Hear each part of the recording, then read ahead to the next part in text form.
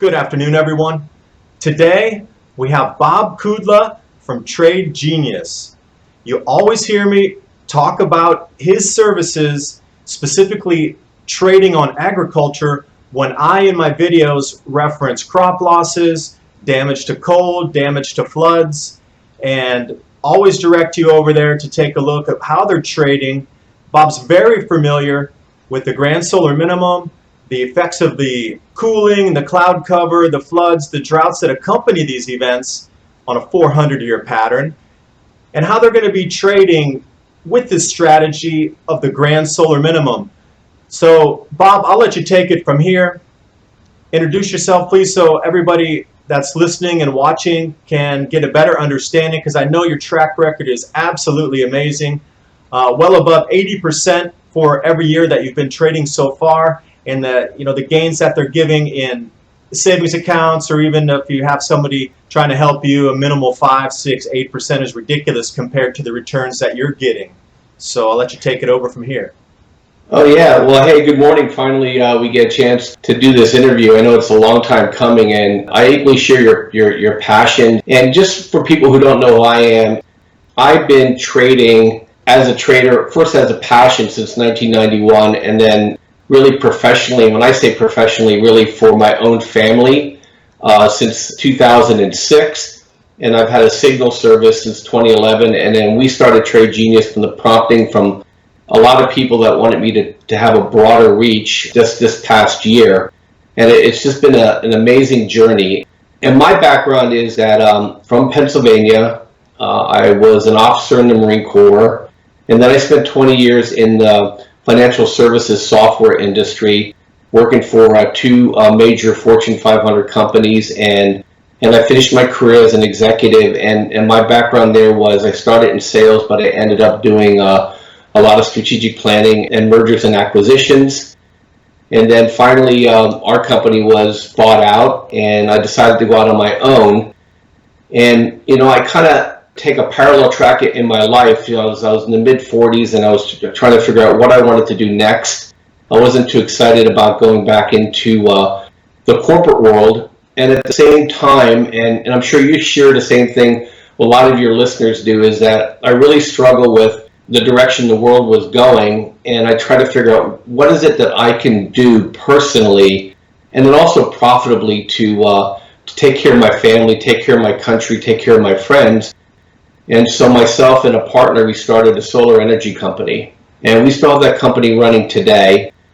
And so that my view is that don't complain, do something. And that's how I got started doing the stock signal service. A lot of people were very, very lost in terms of how to trade. They were mystified. Things that should happen in the market based on what they see in the world just wasn't happening.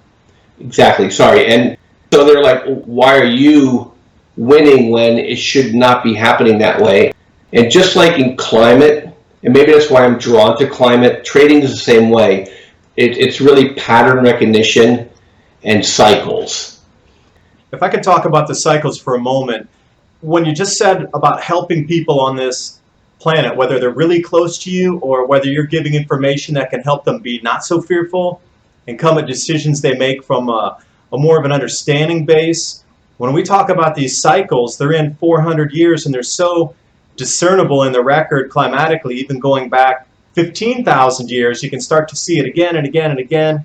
And when it recurs, all you have to do is look back in history, like I know you're doing recently. And Absolutely, Dave. And so one of the things that when you talk about cycles is that the stock market, believe it or not, lines up with the climate cycles very, very well. And I'll talk about some of those things. And when you look at cycles with the stock market and cycles with climate, when the climate is warm, people feel expansive. And when the cycles for climate go cool, people feel contractionary. And, it's kind of ironic, warm, expand, cold, contract, but it works on a personality basis too. You see that with the stock market. And so one of the things that I've noticed, and when I started to really start to get a feel for, hey, you know what? These solar minimums are becoming, the maximums were becoming less intense, and the minimums were becoming more elongated.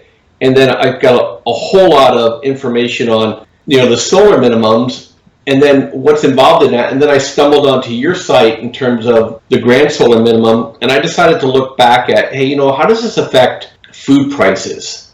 And I was really interested in this because there's very few things that are going to be able to stop the Federal Reserves around the world doing what they're doing. And so one of the things is that when food prices rise, the central banks can't print.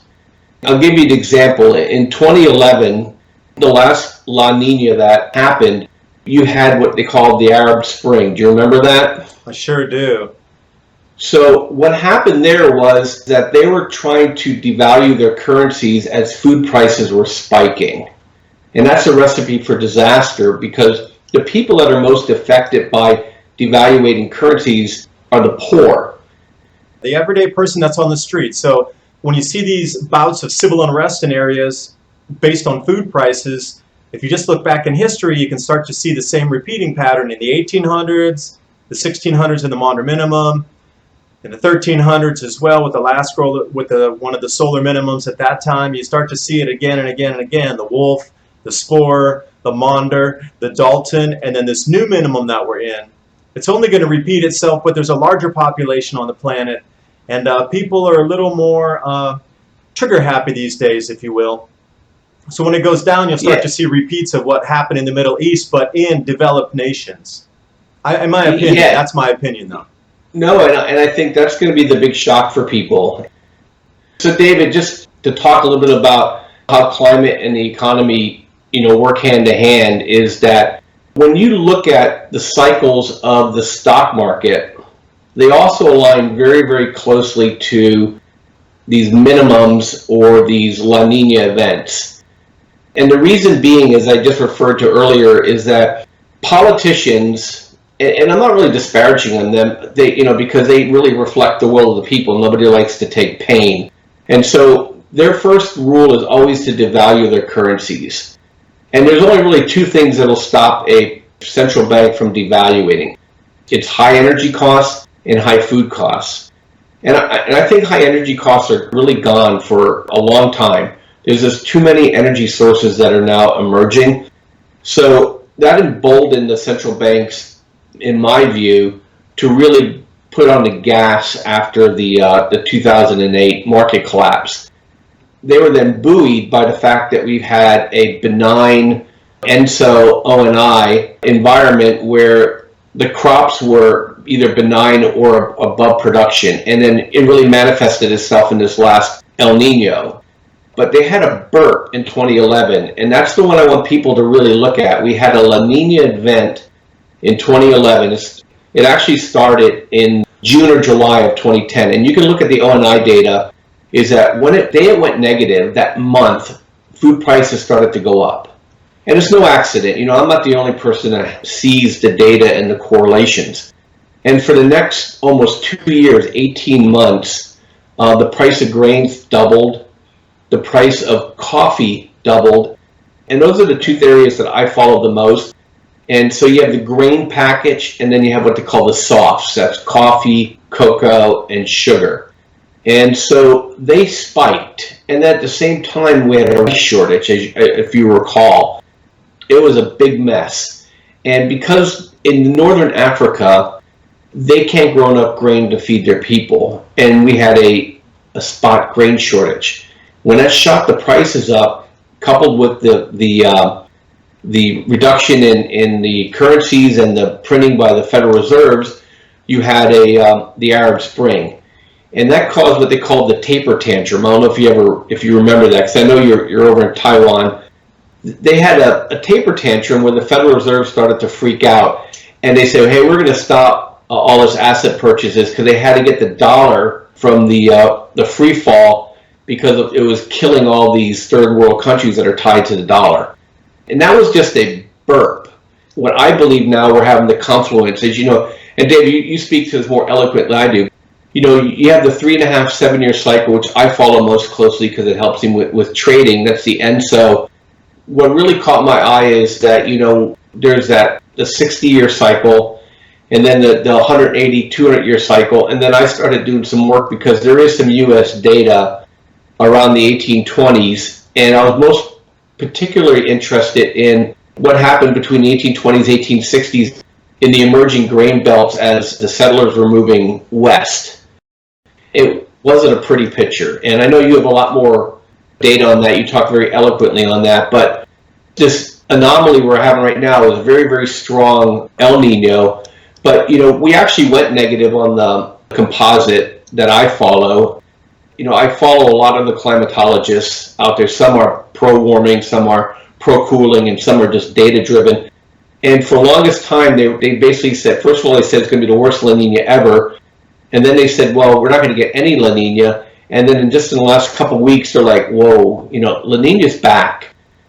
Sure, Bob, it is. It's been delayed a little bit. And also, if you haven't taken a look, the stratospheric zonal winds, it's on a 2-year pattern, and they've been measuring this with weather balloons since the 1950s. And on a regularity about every 2 years, like clockwork, it flips from east to west, east to west, east to west. Well, this year it didn't flip. It was 6 months late in the turnover.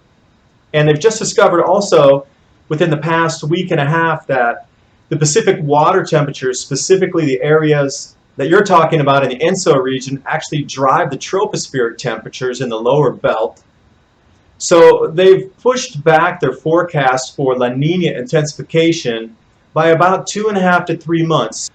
The original forecast that came out 6 months ago, 5 months ago, had La Nina peaking somewhere in March and April of 2017, going down to about 2.5.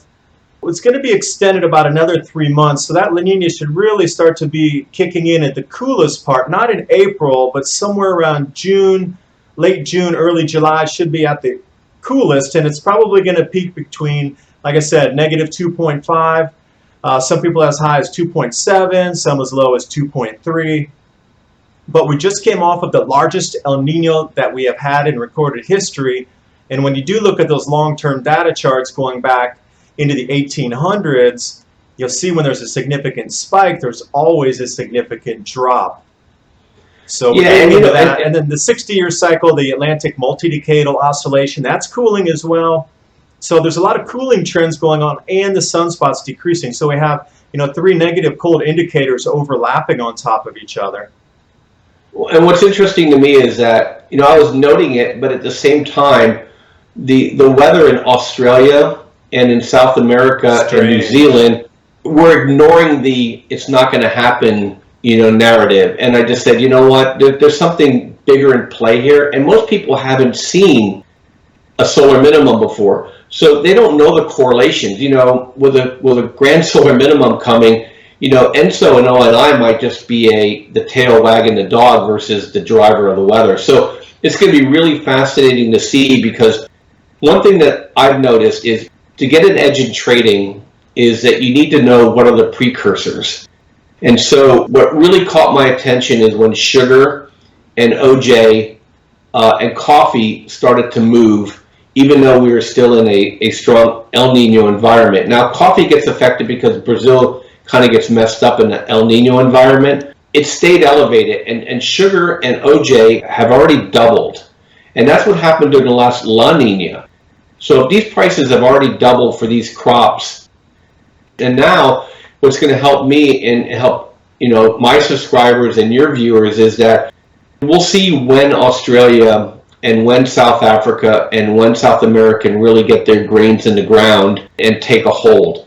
Because if they're delayed at all, it's still snowing and it's your April down in the south. If it's still snowing and they can't get these crops in the ground and it's wet, that's one thing people don't realize. They think global cooling is just cold. And if it was just that, you can deal with it, but you can't deal with cold and wet. And that's what's going to happen to these fields. You look now, this is 4 years now in northwestern Europe, where these fields just get incredibly soggy. Well, what happens is they can't get the farm equipment into the ground. The water holds 4 times the energy as air, so the crops don't come out of the ground as fast. And then the mold and the rust don't dissipate. And so you get these crop losses. And that's what's happening in Brazil. It's not just simply the weather that's causing devastation, although the frost was very harmful to their crops going forward into the out years. I'm talking next year and the year after, is that now they're being affected by, there's a rust forming everywhere. And so that's going to harm the crop. And then also there's a beetle that's reducing the crop prices. So there's a lot of things that happen when this weather starts to turn cold. And as an aside, it's just so ironic to me, the people that are global warming fearful crowd is that they should pray for global warming. Because if you notice, when we're warm, we produce a lot of food, and the economy is great, and the civilizations are calm. But when things get cold, be careful what you wish for, is because when things get cold is when things get treacherous.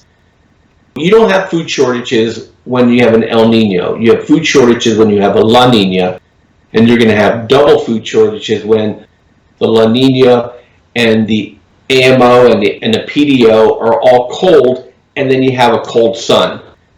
So as these three cycles, manifest itself, one of the things that, you talked about, and I'll let you jump in here too, is that the latitude bands of growing shrink. It's not just the grain belts, but the tropic belts shrink too. All the growing regions, people can't move their crops fast enough for how fast this manifestation is going to happen, and that's what's going to cause a lot of the issues. 2 points is, if we go back in history, every single time one of these grand solar minimums comes, yes, there are years that are incredibly cold, but there's also some stable years in there. But the problem is the mold and the blight and the rust. They lost so many crops that's where a lot of their failures came from, not from the actual not being able to grow it due to cold, but the planting season was late, the moist ground conditions, and then when they harvested, everything was moldy on the heads and they couldn't actually eat what they produced. And then we look at this year from France and Russia, the protein content was so low, and again the same thing, the mold and the blight on there. Egypt refused the bids from France and Russia for the wheat supply this year going into Egypt. And then if we look at 45 degrees north, that's typically where the edge of the grow belt stops during the grand solar minimum. If we look at a global wheat crop map, everywhere 45 north and above 50 north, 55 north, it's all going to go offline. So how many millions of metric tons is that's going to be lost, and how many exponential food rises is that going to be if we lose 200 million tons of wheat out of 700 million tons or 750 million tons? Oh, I think the price increase is going to be incalculable. But here's a really weird thing. It's not even just be that. It's that every country, right now we export grain. Well, in America, it could be the point where we just grow enough. And that means some countries may not get anything. And with a population that's already rejecting international trade, I think it's just going to be absolutely ugly. And, so you took the words out of my mouth. I think what happened here is when you saw this incredible wheat production, so that drove the price of wheat to the floor.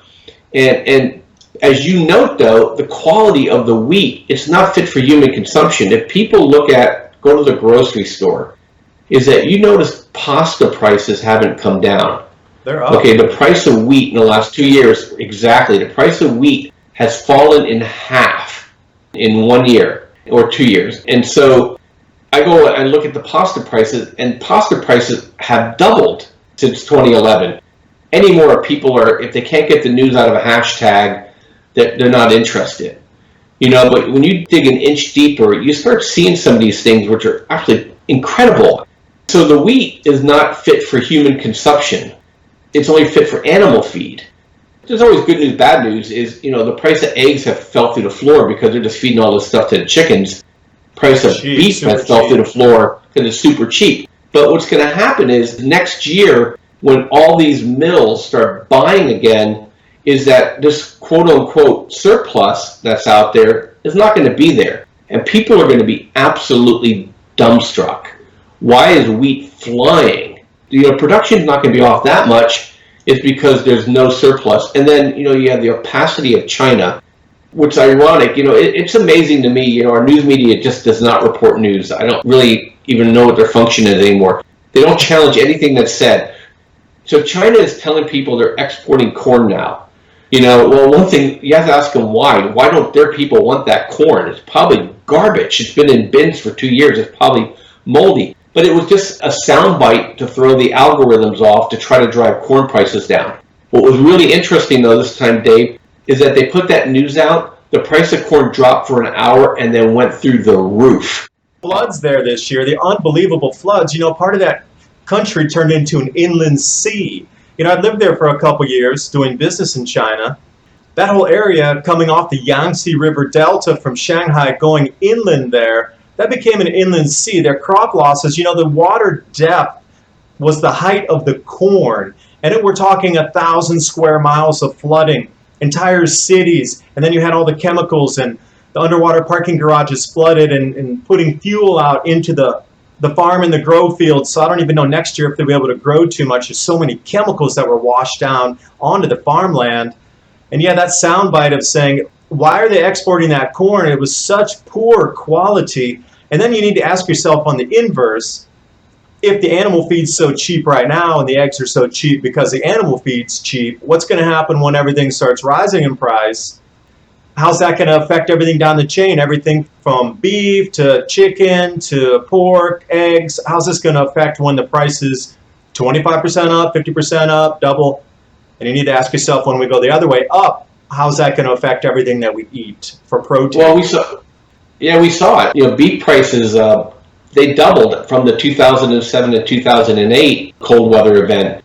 The China point, though, to add to what you were saying, Dave, is that China puts these things out, and if the American politicians are liars, the Chinese are genius liars, and so they know how to move markets, and so they're trying to drive the price down. At the same time, there's been a persistent unknown buyer of corn and soybeans from the USDA. They report every day when they have these major export purchases. But the unknown buyer is China. And so, I'm talking millions of metric tons of soybeans and corn. They didn't just lose their grains in this thing. They lost pigs. That's their staple. So, they got to fatten these animals up really fast. China, and if you notice also too, I put a thing out on my site a couple days ago. I go out to that null site that shows the globe. If you notice the cold blob in northeastern, right over there right now, that's what I'm saying. This year in Asia, it's going to get incredibly cold because that polar vortex is centered straight over Asia this year. So look for the losses here, especially in Heilongjiang and that northern area, a little bit north of North Korea, where an enormous amount of crops are grown in China. Not only are they having a drought in that area, but when the cold comes, it's going to be something to behold, because every grand solar minimum, Chinese dynasties change because they can't feed their people, and it happens all clockwork. It really overlaps every single grand solar minimum. I can't stress the importance enough that when China starts really grabbing around the world for all this food to feed their people, there's going to be nothing left for anybody. And then when they can't feed their own people and there's going to be revolution, I believe that they would start regional conflict to draw attention away from this, like any government's going to do. Yeah, and I think, the American people will probably say, wait a minute, we're not going to send our food over there, because the Canadians are going to be starving too. So, and they're next door. But, here's some really interesting things. I know a lot of people are interested in the whys of things. So this La Nina event will cause a lot of really cool and wet weather in the northwest United States. Well, people don't realize Washington and Oregon are huge grain belts, and they grow a lot of the what they call the spring wheat. If it's already cold and wet, it causes issues for their growth. So now we're watching Australia. We can also watch the Washington grain belts to see if they have issues. And we're already getting the cold weather come. You saw the bill this week. We also trade natural gas. People say, well, that's a commodity that will move with the solar minimum. And so we trade a stock that's called BOIL. It's triple leverage to natural gas prices. Well, it moved up 30% in 1 week. So we had a 10% move up in natural gas. Only reason why is because we had a cold spill out of Canada. It's the same Canadian storm that you referred to with the snow in Saskatchewan. Well, it spilled down into Minneapolis. We got cold weather, and we got snow already there. It moved natural gas prices up 10%. Well, everybody in this country now has switched from coal to natural gas because they demonize coal. you can't just switch back to coal now. Well, if they start driving the price of natural gas up, that drives also fertilizer prices up. And it also drives up all the costs of inputs for people to live. At the same time, food prices are going up. One of the things that people don't know, I remember I told you before we even start this, there's some really, I won't call them fun facts because they're not fun at all, but interesting facts, is that, in Brazil and Argentina, food prices were so low and they don't have a mature financing system and an integrated government and private sector kind of funding mechanism. They're not going to grow crops. They can't afford it. The United States, farmers are not going to grow crop because the prices are too low and they can't get financing. The price of farm equipment and the sales of farm equipment in the U.S. has plunged. And this is what you talked about before. Not only, we're going to have the rust and the mite and the cold and the production, but we're also going to have a year or two where the farmers aren't getting the price to gear up. So, next year and the year after, I think, are really critical years. And I think it ties to your 2019 WOA event. There's a lot of correlations that people don't piece together. Farmers can't plant because they couldn't get their prices this year. They can't plant because they couldn't get their financing. They can't plant because they can't afford the fertilizer. They can't plant because it's too cold and too wet. Their crops get destroyed because the intensification of these summer storms, and then they can't get the crop out of the ground, or the crop rots in the ground. That's another thing people don't realize. A lot of these farmers let the corn stand, or they let the wheat out in the field so it dries, so they don't have to pay for dryers. Exactly. So, sorry, I went off on a rant there, but these things that people, when I listen to simplistic answers to things from people, I just roll my eyes and say, that's why I make money and you don't. Because you have to get past the inch, and you got to look out a year ahead. What's happening today is not the future. The future of the year out, and that's what you plan for. Yeah, so let me add a couple points in there. You were talking about the Pacific Northwest. What you just talked about, the cold front coming down from Saskatchewan and Saskatoon, they had record snowfalls that doubled the old snowfall. And then in eastern Canada, 4 times, St. John's area and Newfoundland, they broke the snow record by 4 times. Not doubling, not tripling, but 4 times. And then there's anomalous cool events already happening, and you can see when crops are left in the field, the snows start too early, the rains keep going too long, and everything just gets stuck in the muck, literally, and they can't get it out. And yeah, we saw what happened to Russia a couple years ago in the Ural Mountains. It snowed on top of the wheat harvest there, and they don't have industrial dryers to the extent that we do in the U.S. An enormous amount of their crop went to waste just sitting in the field because they couldn't literally dry it out after it got snowed on in late September. And we're going to start to see these earlier storms from now on as well. This is going to be a trend that you picked up on as well as I see in others. Earlier storms, earlier snowfalls, and the winter's going to extend later with a wetter, longer spring that's going to delay planting. And if we follow history, the planting got delayed up to 6 to 8 weeks, and then the snows came in late August, early September, like we're starting to see. So the whole season for growing was shrunken down into where the plants could barely even mature. And that was another thing about the nutrient content and why people got so sickly in the 1300s, the 1600s, and the 1800s. So yeah, when you get into this feedback loop, I don't know where we're going to go with this in the future. Yeah, people really have to really start connecting the dots. We talked about China, and the reason why China is so important is that they're a swing consumer and a swing producer.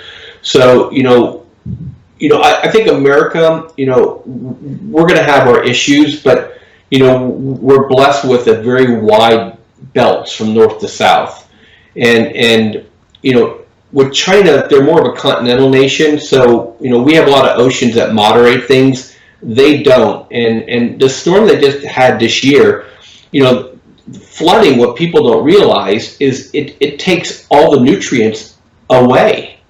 And so they're going to have to go ahead and pour a tremendous amount of potash and nitrogen onto those fields to get these corn crops and their wheat crops to grow. And that's what's going to happen, in terms of the shortened season, is that they're going to have to over fertilize their crops. So one of the things for folks to keep an eye on, I'll throw a free free trade area out for people to watch is just watch the potash producers.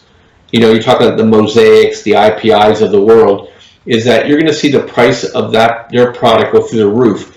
And, there's I think it's in Belarus, is they're trying to form a cartel because they mine most of the potash in the world. There in Canada, some in the US, and I'm sure Russia and China have production areas, but they're trying to put a cartel together to control the price of potash. Well, can you just imagine that they're trying to create an OPEC kind of environment at the same time that countries need this to grow food? And so, that's something interesting that people don't realize. And here's the other thing too, just to talk about cycles and trends, is that, we had a big La Nina event in 2000. We had a big La Nina event in 94. We had one, I believe, in early 90. We had one in 2007, 8, 2011. All those killed the stock market. Mm-hmm. And for the reasons I mentioned before, it's that it drives up prices at the same time the central banks have to tighten. Sure do. And we're right now we're at record highs in the stock market, and the weather is turning cold, and so the central banks are going to have to, and you're already hearing them. These people aren't stupid. People think the central bankers are stupid. Whenever I hear that, the central bankers, they're so stupid, they don't know what they're doing. They know exactly what they're doing. We just don't like what they're doing. Exactly, and they see what's happening. And so they're going to have to get in front of this, and they're going to raise right into this. Not only food prices are going to go up, but the stock market's going to suffer at the same time. And so, one of the things, and one of the reasons why I have this surface that I have, Dave, is that I want people to profit through this. They don't have to be joyful about profiting through it, but they need to profit from it nonetheless, because they have to take care of their family, and they're going to have to take care of their immediate neighbors. And so people say, you're just profiting from misery. I'm like, well, you know what? When my food prices go up 5 times, I want to own stocks that moved up 5 times too, so that I could pay for the food. And Bob, you can't help anybody if you need to help yourself. That's the whole adage, that you need to prosper and thrive so you can help others, and then use your resources to help people in need. Because if we're all struggling, all with no food, all with no tools, all with no money, that's no good for anybody, because nobody's being helped at that point. So I'm right along with you on trying to see the future. If you're smart enough to see the future trends when everybody else is not, then why should you put yourself in misery because you see something that they don't? And then when you do have the resource, you should share it with everybody. This is what I talk about on my channel a lot, is we're all going to have to get together to help each other, because nobody ever survives these events alone. They never have in the past. They won't in the future. You're not going to sit in a room with 50 years of stock food by yourself and survive this. It's not going to happen. You're going to have to work together in communities. We're going to get back to nature a little bit. You're going to have to learn how to grow food. You're going to have to learn how to share. And that is a key thing on sharing work and sharing life itself, and not being into this selfish grab what you can mentality that we've been taught so much in these last 20, 25 years. We're going to have to switch the way we think and come back into sort of a community-based setting again, where once your community can overproduce, you can help other communities as well. And it could be from food growing to whatever it might be that you do it in some kind of production capacity, but that all requires some resources to get at least started. So you're going to need to help yourself first to have resources to help other people. And Bob, I'll leave you with that. Yeah, absolutely. And it's funny, I get a lot of blowback. I'm sure you do too, saying, "Oh, you're this global cooling kook," and then I just show them the price of sugar, and I show them the price of orange juice, and just say, "Here you go, boys. Here's the facts." And same thing with the grains. But the great news for us, Dave, if we're wrong, then all is well. That's true. But if we're right, it's going to be tumultuous. And we didn't tell people, shame on us. And the thing is, we're really not doing anybody any disservice, by sharing this. For me, for trading, we follow rules, and the stock market will oscillate. It's not going to go straight up. Coffee price called Joe is not going to go from 21 to 50 tomorrow. It's going to undulate all its way up there. So, we buy when the undulation goes down. We sell when it goes up. We follow signals. We just know not to short it because it's going up. And same with wheat. As soon as the ENSO O and I went negative, I told people, I said, hey, We've been buying this thing all summer. It just went negative, and now it stopped it cold. Literally, September was the low, and so we'll see the lowest prices we've probably seen in our lifetime for wheat and corn and soybean. And so if it goes up, we're helping people be able to prepare. So I view it as much of a mission as it is a business, and I think people really need to educate themselves. And the people who are early on this are going to profit. The people who are late from this are going to suffer. I really encourage people that are listening, that are skeptical, is to start doing your own homework. Start going out onto the agriculture sites. Don't read the headlines, read the data. And you hear about massive corn production from the USDA, drove the price of corn down, and then they start getting the crop reports in. Well, the price of corn shot right back up because the size of the ears are smaller. There's rust in the corn. They can't get the corn out of the ground in some areas. I mean, look at Iowa. Yesterday and today, 40-degree difference in temperature. See, I'm a trader, not a climate guy. And so that affects what the farmers do. I saw a picture. Somebody shot a picture to me yesterday. A farmer said, I don't think I'm going to be harvesting today. His harvester is under 3 inches of snow in Minnesota. So those are the things that you have to really start peeling back the onion and start listening to what the farmers are saying. And you're going to find that beneath this rosy narrative, which is generated by the buyers of these crops. Let's not be confused here. And jumping back on that point of helping and being of service, you're so right. I mean, right now you're starting to see anomalous snows, which were predicted in the cusp and in the beginning of this event. You'll start to see heavier snows, as a lot of people, including myself, were saying that this year is the rollover year, that you're going to see anomalous snows and blizzards like we're seeing right now way early in the season in October, when we shouldn't be seeing like this until late November, early December, maybe even into January in some parts. And when we really see snow records broken by 4 times this early, literally in the first week of October, you need to ask yourself, where is this going? Because, all these rain events that we've seen this year, the cloud cover on the planet is really changing because of the increase in cosmic rays. And some of these storms, as we've seen, they've dumped multiple feet of rain in a single several-hour period. Now, when you do the conversion of water into snow, each inch of water equals a foot of snow. So imagine one of these intense fronts coming through that is going to drop the equivalent of 2 feet of rain or even just a foot of rain. Are you kidding? We're going to get 12 feet of snow in a single event. If it matches what's happened so far this summer, we're going to start to see multiple meter snow depth or feet for the U.S., literally 10-foot snow drops in a single.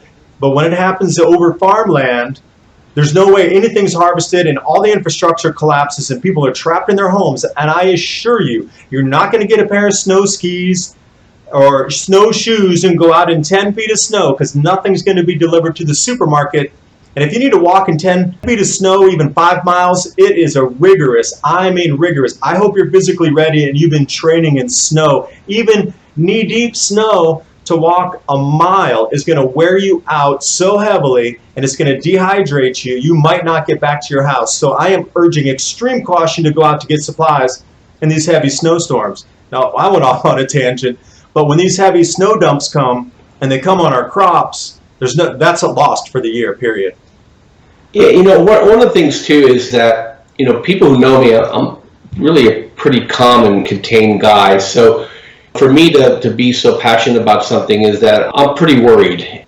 And what people don't really realize is that we don't need a 30% reduction in grain prices to cause a calamity around the world. We only need things to fall by 3 to 5%. The supply chains around the world are so stretched and precarious. The wrong area of the world have a problem. Could you imagine, Dave, for a second, I'll paint a scenario for you. Let's say America had a calamitous agricultural event, but China had a bountiful event. How likely would the Chinese be to bail us out of our problem? They probably would think twice. It all depends on where the problem is in terms of the grain crisis. America has always been the country that overproduced that could feed the world. We're not totally altruistic. I mean, there's a profit motive in it for us, but we've always been that country.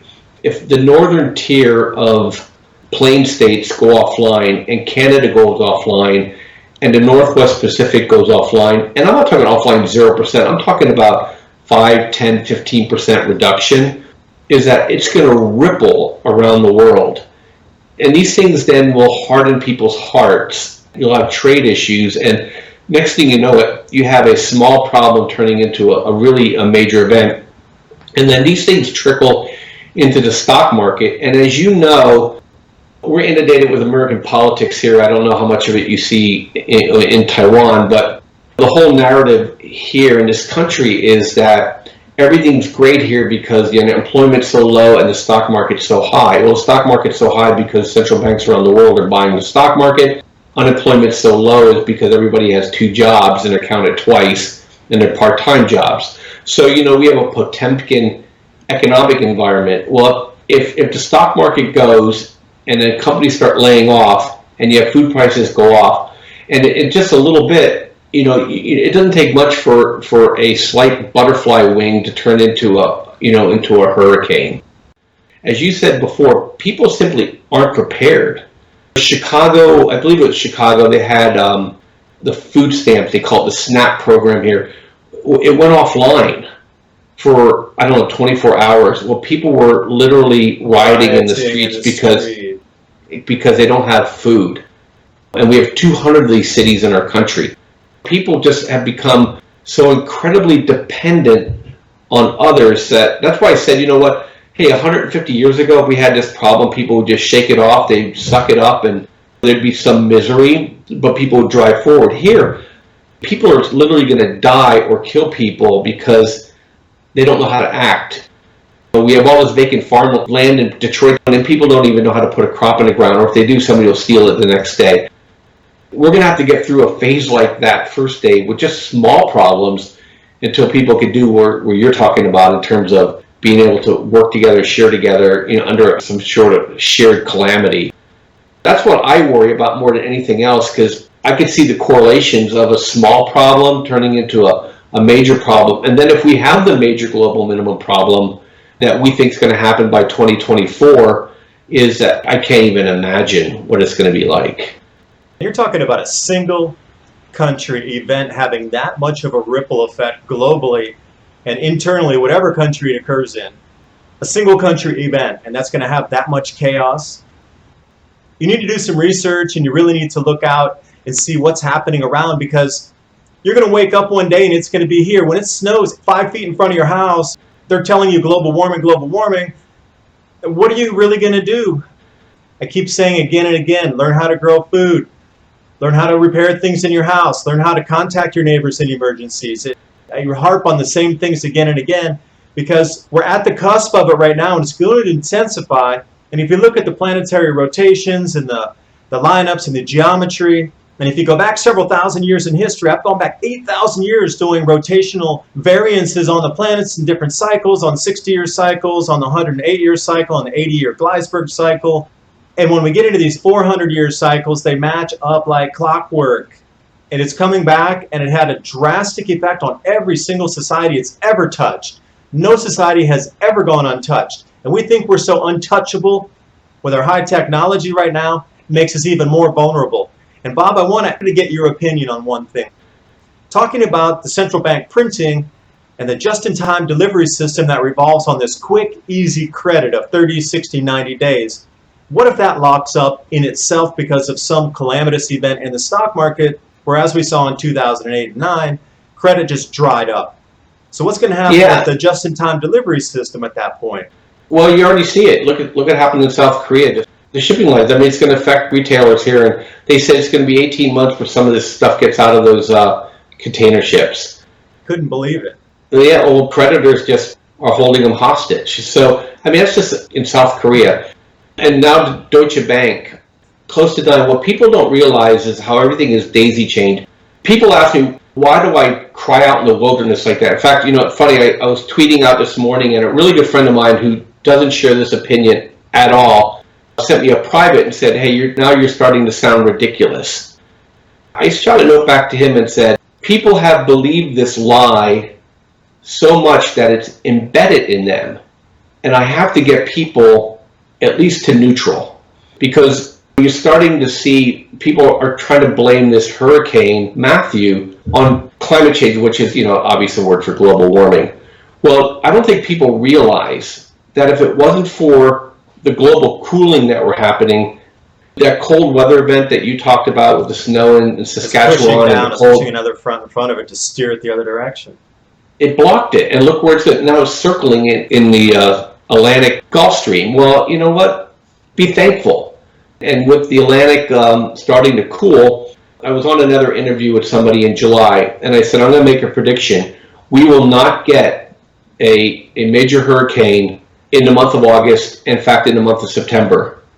I said, and they're calling for 14 named storms. And now, Bob, it's been 4,000 days since a major hurricane had landed in the United States. 4,000 days since the last one.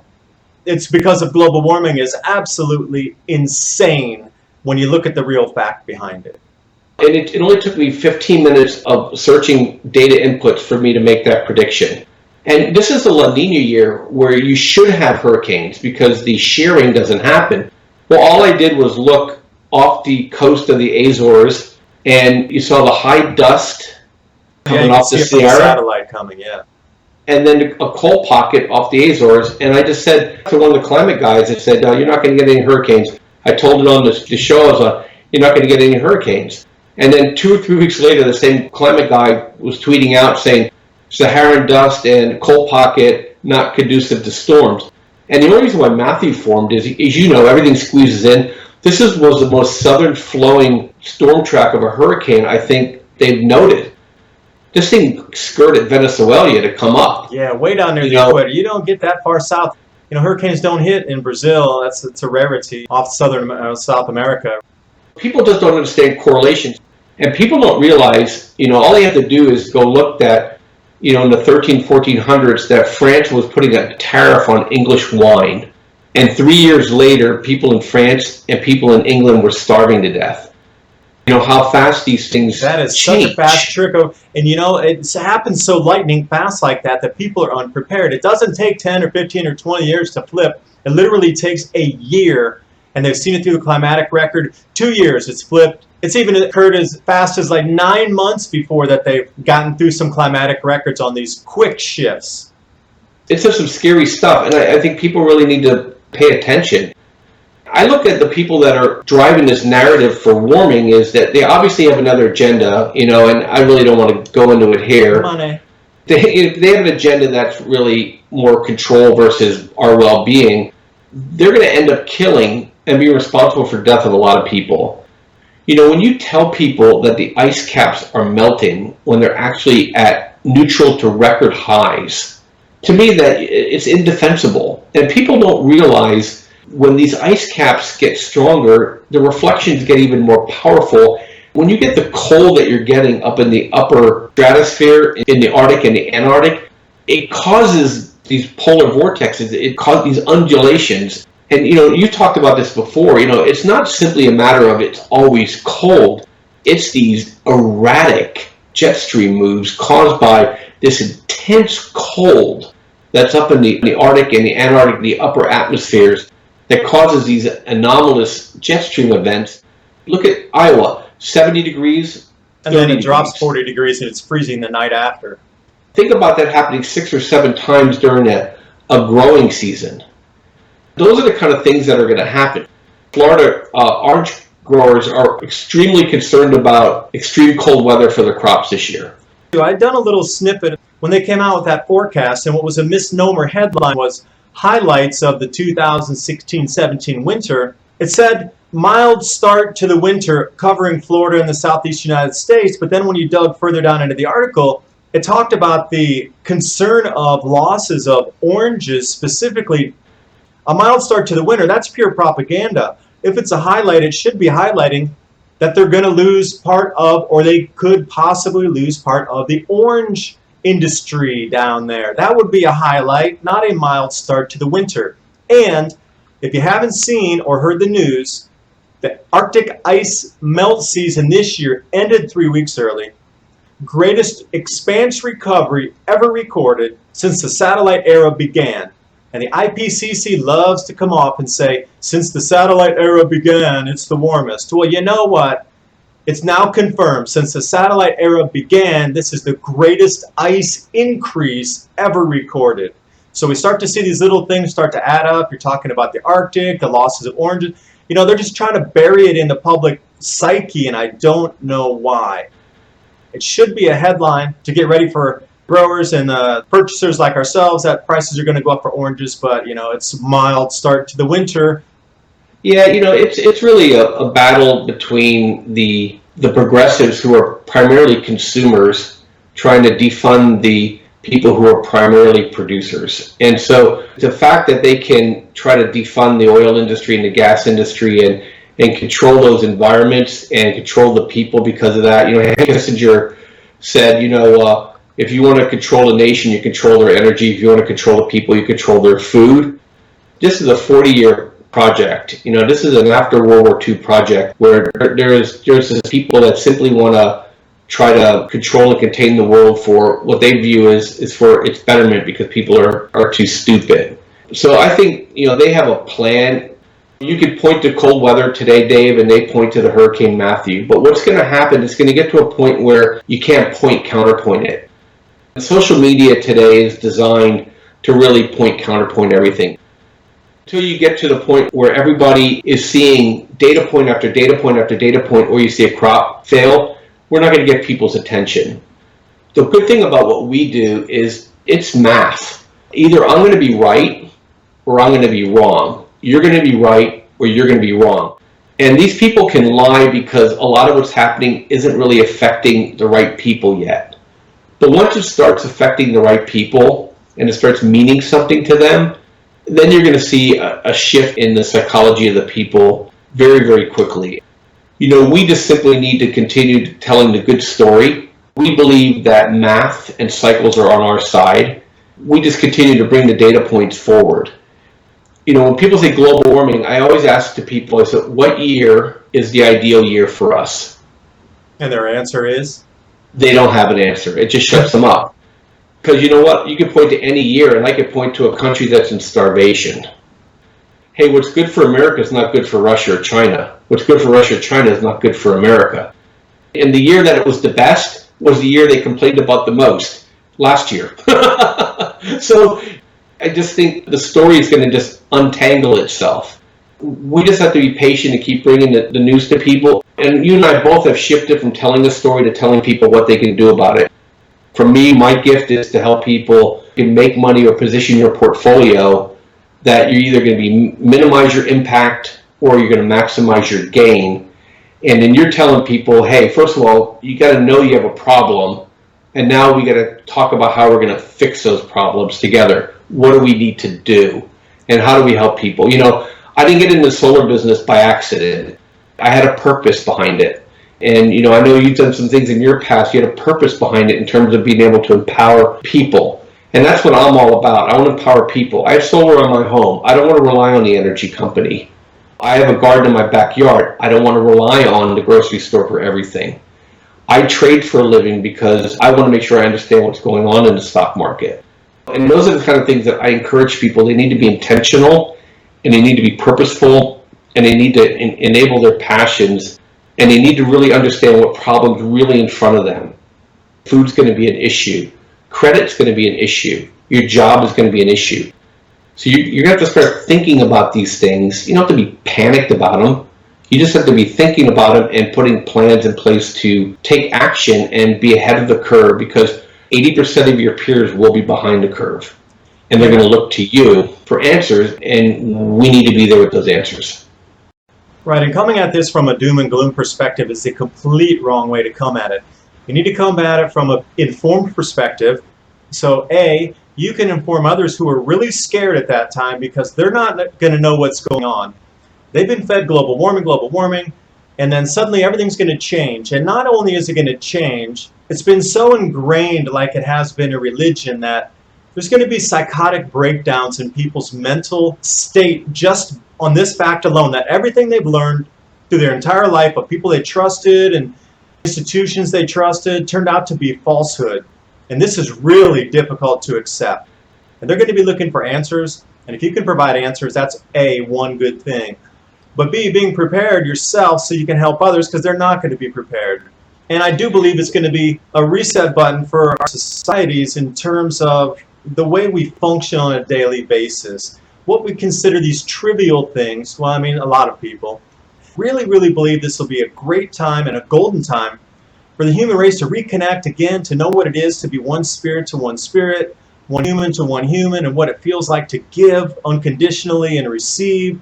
We're going to go back in time a little bit in terms of technology and the amount of people living on the planet, but just it's going to be a reconnective time, and I see more positive things coming out of this than I do negative, but it's just the way I see it because I'm informed about the changes I see coming, so I don't know, I'm a little more prepared than coming from fear base. I do. I'm a very proactive guy, so, the message might be one of not of a positive nature, but the message isn't really what's relevant. The action's what's relevant. And, and you said the thing about one person, one spirit to one spirit. I'm a Christian, and, some people might think that's kind of new agey, but that's actually the message of Christ, too. You got to love your neighbor. And part of that is you have to help your neighbor. I just think there's great opportunity for like-minded people that may not share, always the same belief system, but have a belief system that is positive. I think people that are more humanistic in their feelings, they love their neighbor too. And so we need to, drive that point home. Don't be selfish. Don't live in a bunker. Don't live in a bomb shelter. Be a sharer and really help people. Yeah, you could prep with the tools that you're going to need to grow your own food, and then, be able to share with people who can use it and teach them as well. If you know how to grow food, that's one of the greatest gifts you could give to somebody. They can take that knowledge with them for the rest of their life and share it with everybody else around them. There's some certain skills like basic medicine that are invaluable that once taught can be taught amongst others who can learn.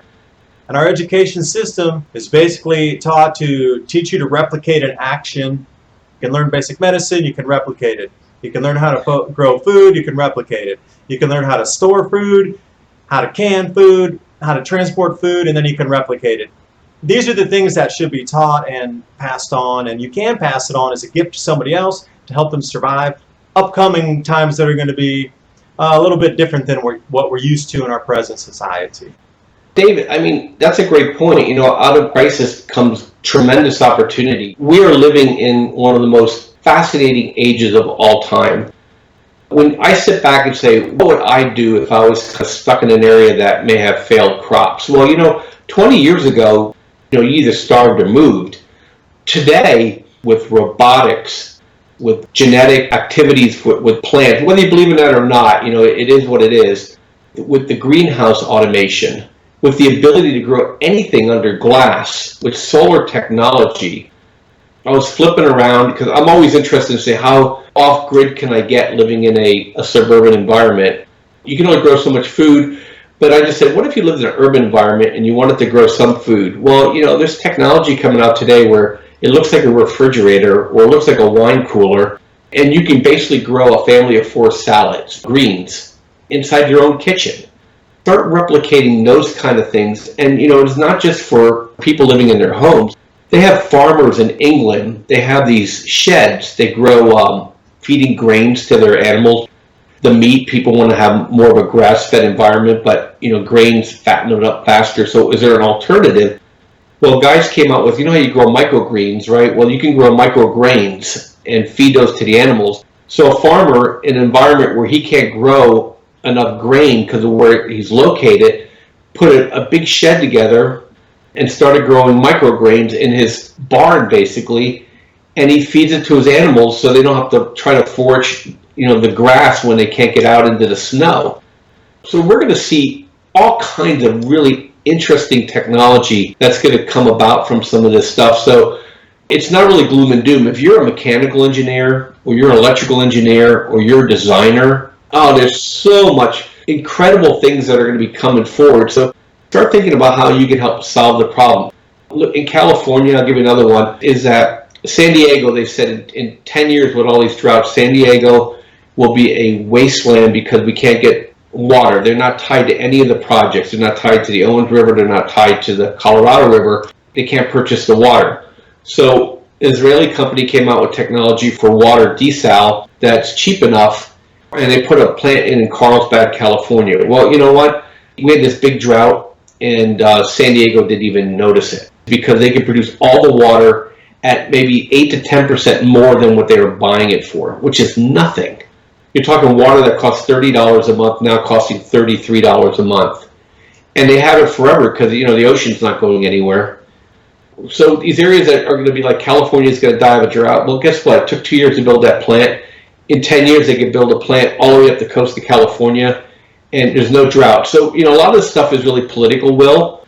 And I think technology, will help in a lot of cases, but it's really going to take political will to get people to really think through the problems and not, as you always say, be so NIMBY.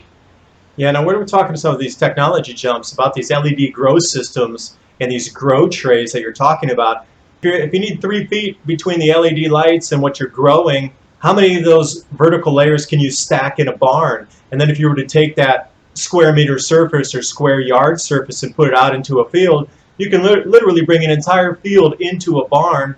And they are going to need investments in these LED lights, grow systems, people for installation, maintenance. If you want to go old school, save all your 2-liter plastic bottles and cut holes in those, and you can put them on a wall and have vertical grow walls, which is really low tech, where you can actually grow vegetables in a hanging, reused, recycled bottle. And then some other group of people that I've been talking to, we're talking about these switch of crops. So these secondary crops that are going to be pulled in to make up for the losses of these main crops like wheat and corn that we grow. One they talked about was amaranth being pushed up into the grow zone where wheat's going to go offline, because amaranth can exist in even cooler, drier conditions than wheat can. And then they'll switch over to sorghum in some of the areas where corn is going to be pushed about 150 miles south. They're going to try to substitute sorghum up there. But this requires all new machinery, all types of new harvesting, processing, storage, because it's a different type of grain. Amaranth's incredibly small. So not only will you need the whole gamut of seed producers for supply chain to actually get it in the ground, but then the whole movement of it, production, everything along. There's just so many other instances of this. You should be having your eyes open, looking for these opportunities instead of going into this doom and gloom. The Chinese have an old saying, where there's danger, there's opportunity. And right now we're going into a danger phase. Oh well, we've been through it before hundreds of times. People are still here. This is an opportunity for everybody right now if you look at it that way. Because what you think is what you manifest. So if you're going to be focused on negativity, lack, and scarcity, guess what? That's what you're going to get, because that's what you're manifesting and that's what you're bringing on in your life because you're thinking about it so much. Why don't you swing the pendulum the other way? Just be so grateful for what you have in your life, all these things we do have around us, and then all the incredible opportunities that are coming to us. Just embrace all of this. And no, absolutely. And, and a lot of people that are listening to us today are probably on our side of the fence in terms of belief. And that's why we're saying, don't be disheartened by this or don't be fearful. There's always opportunity. Just be quick. Our message that we're really trying to get out now is to people that think there's no problem at all. They think the problem is something else. That's the people that I'm really concerned about, is those who will not see the sledgehammer come. I encourage everybody who's listening is just simply look at the food price record.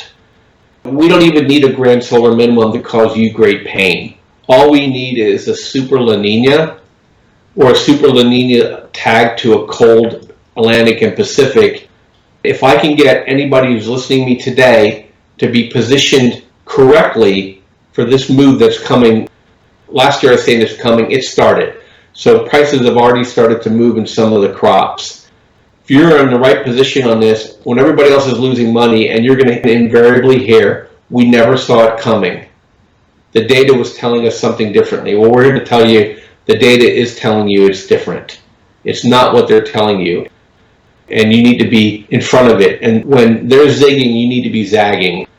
The worst thing that can happen is you're buying at the lowest prices ever. And so it's very difficult for you to lose money here. And if we're right, you're going to make a lot of money, which is going to empower you to be able to do a lot of good things for you and your family and whoever you want to help. That's kind of where I want to go today, Dave. I'll be happy to talk a lot with you about this because I think there's going to be a lot to talk about. We see the same angle and the same end to it of the positivity and the hopefulness and the opportunities coming out of this. But when you read the media and the news and you watch it, you see the complete dire opposite of that.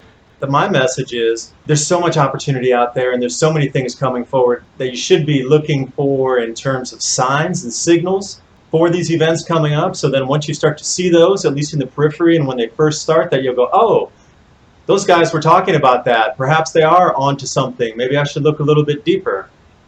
And speaking of looking deeper, Bob, how can people get a hold of you and how can they contact you further and talk about your trading strategies one-on-one? Go to our website, www.tradegenius.co, and we put videos out nearly every day of what's happening in the market. Those are all free. I wrote a book about 6 months ago that talks about just what we talked about today, the coming global crisis. And I think it says a lot of the same things that we've been talking about today. And there I outline in an opening fashion from the most benign global cooling to the most catastrophic. And I give people some helpful tips. That's free. So you just have to request it. And then if you want to start making money with us, we have a service. It's very, very modestly priced where we provide signals. I focus on the commodity market, the grain market and coffee, gold, silver, oil, energy, natural gas, and then some selective equity stocks. The system has a signal just like the climate. And so it's a sine wave. We have an algorithm that we follow. It hits, we buy. It hits, we sell, or we add and reduce. In the case of grains, we're keeping a position. So that's how you get a hold of us. Email us if you have any questions or sign up. All right, Bob, thank you so much for spending time. And I really do hope everybody watching got something out of the video. There's so many points that we covered tonight. There should be something for everybody that you can find value in for this. Thank you for everybody who's watching. And then, Bob, thank you again. And we'll touch base later on in the winter and see where it leads from here. No, great. Thank you, David. Thank you, everybody, for listening. All right. Good night. Bye. Bye.